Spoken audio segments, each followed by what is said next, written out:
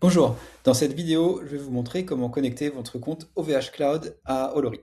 Donc pour cela, il vous faut un compte sur app.olory.com, il faut être connecté. Ensuite, sur la gauche de votre écran, vous pouvez sélectionner Cloud Accounts. Une fois que vous êtes sur Cloud Accounts, vous pouvez descendre jusqu'à voir OVH, donc là OVH, et cliquer sur Connect Now. Donc à partir de là, il y a plusieurs étapes à faire ensemble. Donc déjà, on peut donner un nom au compte. Donc là, c'est un nom qui va être réutilisé seulement dans Olory. Donc vous pouvez choisir le nom que vous voulez. Donc moi, je vais l'appeler OVH Olory, mais vous pouvez vraiment choisir ce que vous voulez. Ensuite, il y a trois étapes principales que l'on va faire. Donc la première est très rapide. Donc pour cela, il va falloir aller sur votre console OVH. Sur la console, aller sur la partie Public Cloud. Et ensuite, vous assurez que le bon projet est sélectionné. Donc, il y a une petite flèche pour cliquer dessus. Le mien s'appelle Olory, donc je vérifie, c'était déjà le cas. Voilà, assurez-vous que le bon projet est sélectionné. Ensuite, la deuxième étape va être de créer un bucket. Donc, pour ça, on va retourner sur la console. Donc, cette fois-ci, on va aller dans Object Storage, ici, et on va créer un conteneur d'objets. Pour le nom, vous pouvez choisir ce que vous voulez. Ici, c'est un nom par défaut.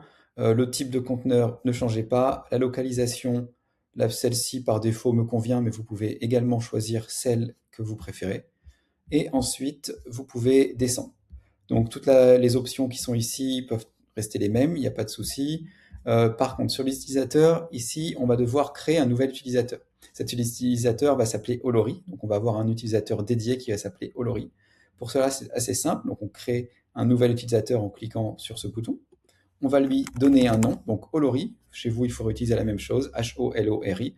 Moi, j'ai déjà un utilisateur qui s'appelle Olory, donc pour la démo, ici, je rajoute juste un numéro, mais chez vous, il n'y a pas besoin de ce numéro, juste Olory. Une fois que c'est bon, vous cliquez sur Créer. Il faut attendre un petit peu. Voilà, une fois que l'utilisateur est créé, les informations le concernant s'affichent. Je vous recommande de télécharger les informations. Donc ça va télécharger un fichier texte sur votre ordinateur avec tout ça qui sera accessible a posteriori. Donc d'ores et déjà, il y a quelques informations ici qui vont nous être utiles. Donc pour commencer, la clé d'accès, on va pouvoir la copier et aller la coller ici dans l'application sur Access Key ID. Ensuite, pareil pour la clé secrète, on va pouvoir la copier et venir la coller ici. Et ensuite, pour les autres points, il va falloir revenir un petit peu plus tard. Donc, une fois que vous avez bien téléchargé et sauvegardé ces informations, on va pouvoir fermer cette fenêtre. Assurez-vous bien que votre utilisateur nouvellement créé soit sélectionné. Donc, chez vous, normalement, c'est Olory. Ensuite, pour le chiffrement des données, on ne touche à rien. Le résumé, vous pouvez vérifier que tout est bon pour vous. Et si c'est le cas, vous pouvez simplement cliquer sur Créer. Voilà, donc là, mon container a été créé. Je peux aller sur mon onglet Informations générales.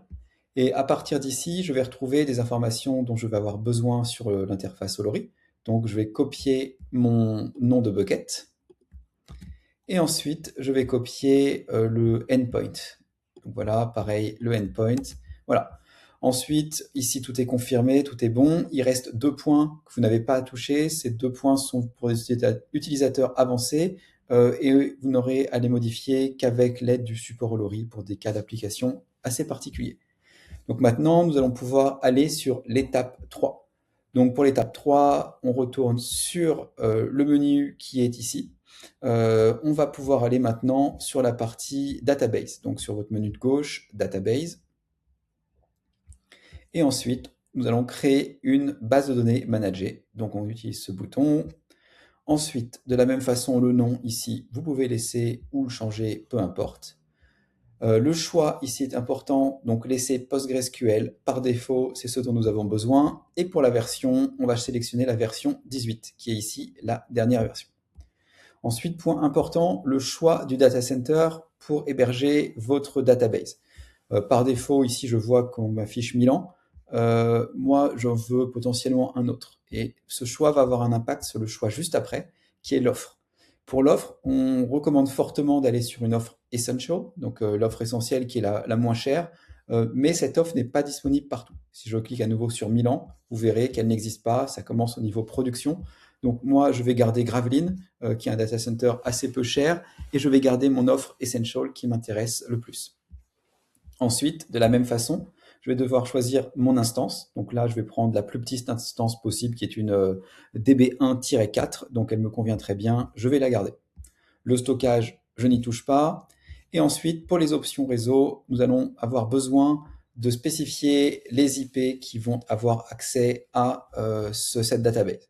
Donc, si vous vous souvenez, sur la partie ici, côté Olori, on précise la règle à appliquer et les accès à donner. Donc, je vais simplement ajuster cela ici. Description, je vais mettre Olori App, par exemple. Vous pouvez mettre ce que vous voulez. Vous pouvez également ajouter d'autres adresses si vous voulez. Donc, une fois que vous avez bien rempli, comme je viens de faire, vous cliquez sur Ajouter. Vous pouvez mettre d'autres IP si vous le souhaitez, mais Olori a simplement besoin de celle-ci.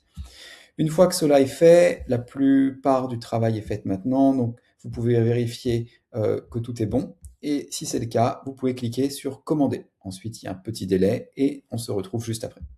Voilà, donc ma database est en cours de création, comme on peut le voir ici. Vous allez voir, ça peut être assez long pour finaliser la création.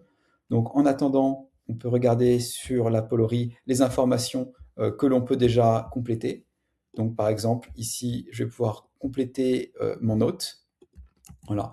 Et ensuite, pour les autres informations, on va attendre un petit peu. Le port, pour l'instant, n'est pas encore disponible. Je peux cependant déjà copier mon certificat. Donc le certificat, je vous conseille de le télécharger sur votre ordinateur pour l'avoir en local. Mais ensuite, vous pouvez aussi directement le copier et venir le coller dans ce champ ici sur l'app Olori. Voilà. Donc on va attendre un petit peu maintenant que le reste des informations soit disponible. La création est toujours en cours et on se retrouve juste après.